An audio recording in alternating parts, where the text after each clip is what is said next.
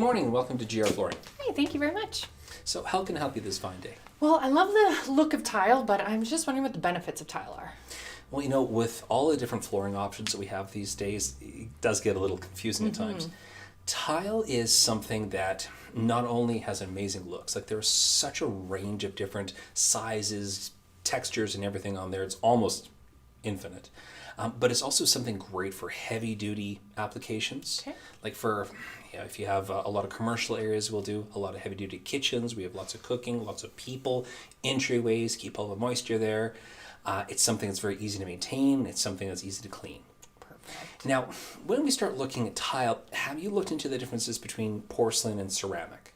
I didn't know there was a difference. Okay, so we refer to the whole segment as ceramic tile, but that's not quite correct. Okay. So the way to think about it is that ceramic is something that we use a lot for walls, a lot for decorative things, but not so much on the floor. Okay.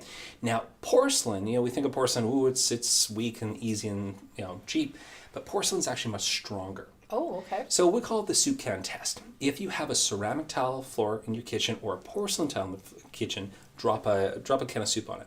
A ceramic tile will shatter the tile, and a porcelain tile, it will just dent the can. Oh, wow. So again, for floors, we really suggest to go porcelain, and for walls or showers or anything like that, anything you want. Okay, perfect. Now you're saying showers. I'm very nervous about slipping coming out of the shower or anything like that. Right. Will I be slipping and falling all over the place? Now, fortunately, most tile manufacturers actually have a slip coefficient rating, where it's actually a rating third party that tells you how slippery it'll be when it's dry or when it's wet. Oh, okay. Especially, like you said, for showers, bathrooms, entryways even. Now, this tile, for instance, right here, we have it both in a polished as well as in a matte or a textured. Okay? Now, a lot of them have that option between the two. So again, the shinier it is, the more slippery it will be. There's no question about it. Whereas the more matte, the more texture, it resists the moisture. For sure. Okay? Now, that being said, it's not the end of the world between the two. Now, myself, I have slipped on a very polished sort of porcelain floor out of walking to the shower once. But I went back to the same place over and over and over, and it was only the first time. So, if you do want a polished tile in an entry or an area with a lot of moisture, an area mat or something will help on that. But really with those things, your best bet, take it home, throw some water on it, feel it, texture it, because even with the slip coefficient ratings, they're not really as accurate as they really should be. So you can pretty much do whatever one you'd like then. You pretty much can. Again, there are some pros and cons, especially like in a shower. If you use a polished tile, it'll show a lot more water spots. Okay. Right? Because again, your eye is directed to the light. So when it comes to a shower, is there a certain tile I should be looking at? Could I use ceramic in a shower? You certainly can. So what we don't always understand is the fact that all tile, short of glass, is porous. Okay. So they will actually all take water. Oh. So for like a shower or like a tub surround, we actually put a waterproofing membrane on there first to make sure that moisture doesn't work its way through to the walls, to the drywall, to the subfloor. Even the grouts themselves, they're not waterproof. So you can use any tile you want in the shower or any backsplashes. Now, that being said, we also do a lot of porcelain tile outside. So one of the other benefits to porcelain is because of the density, because of the strength of the tile, they resist water more so than a ceramic.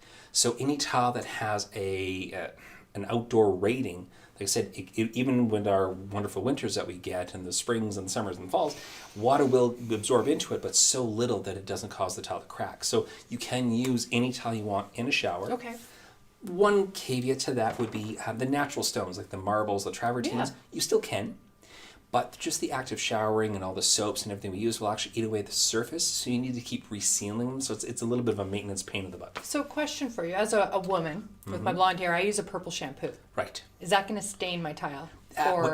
So if it's a natural stone without a sealer, it can, yes. Okay. Depending on the shampoo or body wash or oils or whatever else, exactly.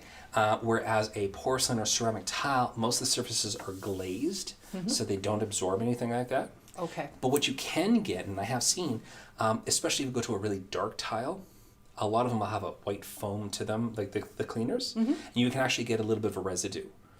Wipe it off, and it's all good. It's not actually absorbing into anything, It's just on but top. it's something that you can see. Oh, okay, perfect.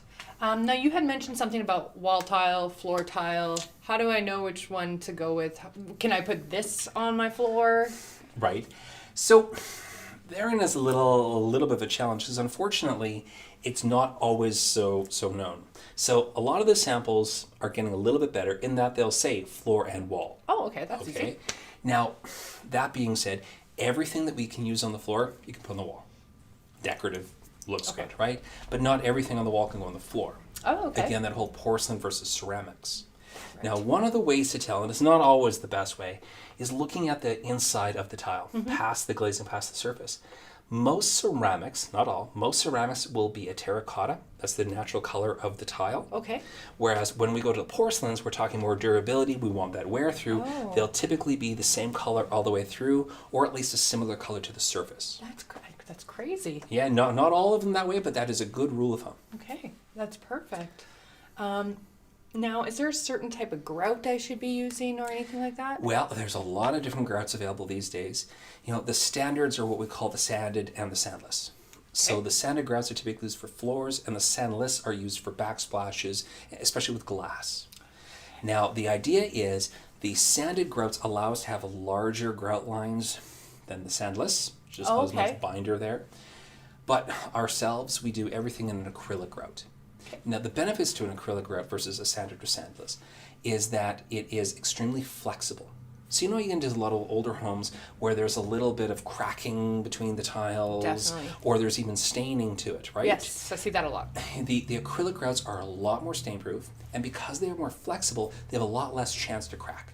Oh, okay. That being said, realistically, when we're installing tile, we need a minimum subfloor thickness of 1 1/8. Why is that? Well, because there's always movement, there's deflection in the floor when you walk on it, we need that to be as solid as possible. Okay, that Right? makes sense. That's why we don't put it on top of existing floor coverings, right?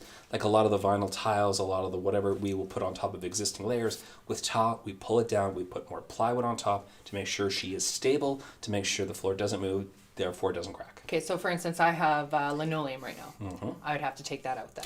Well, see, it depends on how the subfloor is installed because typically linoleums are installed over another type of subfloor called an Enstron, or an older one's a K3. Okay. Basically compressed sawdust. Okay. If that's the case, yes, it really should come out. Now, unfortunately, some people also, that Enstron or K3 can be glued to the plywood or OSB underneath. And if that's the case, we build on top of. Just because to try to chip through, to try to dig out that K3 or Pro board that's been glued down, it's just not a feasible thing. Okay. I tried to do one myself because the guys were saying, oh, it can't be done, it can't be done. I said, of course it can be done. I made about 2.5 hours into it, and I got a section no bigger than this, and I said, yeah, no, we're just going on top. It's not worth it. Exactly. So that the value of cost versus time versus, Okay, perfect. That's awesome. Am I allowed to take any of these samples home with me? you can take any one of them home.